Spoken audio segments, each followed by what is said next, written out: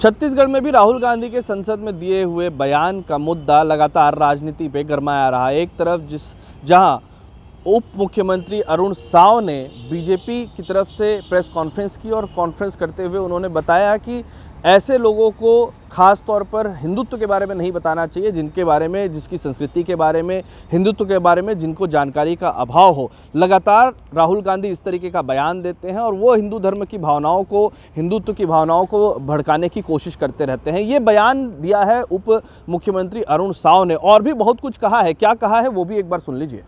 आपने उनके बयान को सुना। जो लोग अपने आप को हिंदू कहते हैं वो 24 घंटा ऐसा करते हैं। बाद में अपने बयान को बनाने की उन्होंने कोशिश की है, लेकिन उनके मन में वो जो कहना चाहते हैं वो पार्लियामेंट के रिकॉर्ड में है। कैटेगोरिकली उन्होंने ये बात कही है।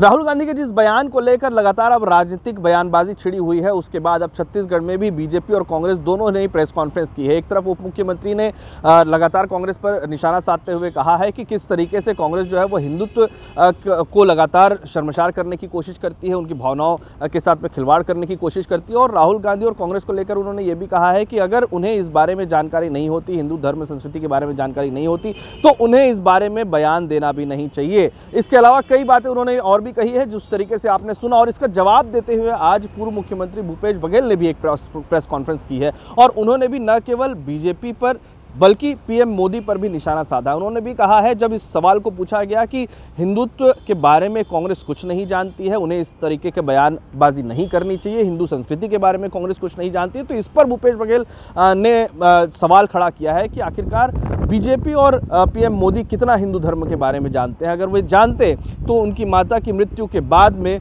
मुंडन होने की परंपरा है। हिंदू धर्म में राम मंदिर का जब निर्माण हुआ उस दौरान, उनकी प्राण प्रतिष्ठा के दौरान में पत्नी उनकी कहाँ थी, इस तरीके के सवाल उन्होंने खड़े किए हैं।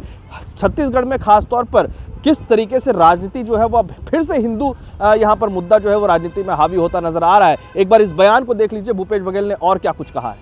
तो आज ये फिर से दुष्प्रचार करने की कोशिश करेंगे तो हिंदू समाज का प्रतिनिधित्व केवल वही नहीं करते, वो हो भी नहीं सकते, क्योंकि उनका रास्ता हिंसा का है, उनका रास्ता झूठ का है, उनका रास्ता षड्यंत्र का है।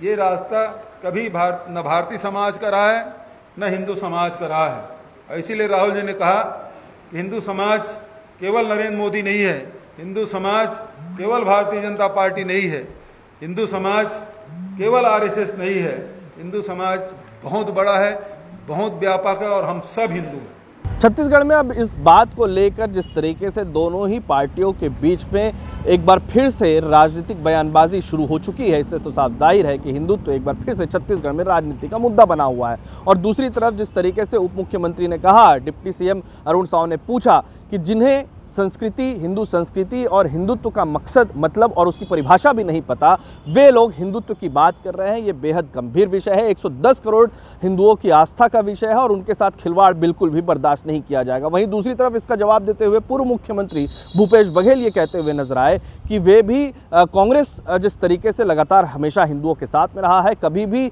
बीजेपी और आरएसएस हिंदुओं को लेकर, हिंदुत्व को लेकर उनके ठेकेदार ना बने, इस तरीके का जवाब भी उन्होंने दिया है। लेकिन साफ जाहिर है कि एक बार फिर से संसद का विषय, जनहित का मुद्दा इस बार चर्चा का विषय नहीं हुआ। हिंदुत्व का मुद्दा इस बार फिर से राजनीति में, छत्तीसगढ़ से लेकर देश की राजनीति में चर्चा का विषय बना हुआ है। बहरहाल इसको लेकर आज राजनीतिक पार्टी, दोनों ही राजनीतिक पार्टियों में पुतला दहन का कार्यक्रम भी रखा गया है। लेकिन सवाल ये है, क्या वाकई में चुनाव खत्म होने के बाद भी हिंदुत्व के मुद्दे के साथ में जनता के बीच उन तमाम मुद्दों को गौड़ कर दिया जाएगा जिसको लेकर पहले कांग्रेस जांच की बात करती थी, अब बीजेपी सरकार में है छत्तीसगढ़ में, अब बीजेपी ने भी कई जांच समितियां गठित की है, कई मुद्दों पर विकास की बात कही है, लेकिन ये तमाम मुद्दे अब छत्तीसगढ़ की राजनीति से गौड़ होते हुए नजर आ रहे हैं और दूसरी तरफ हिंदुत्व का मुद्दा एक बार फिर से गरमाता हुआ नजर आ रहा है। छत्तीसगढ़ से TV9 के लिए अमित मिश्रा।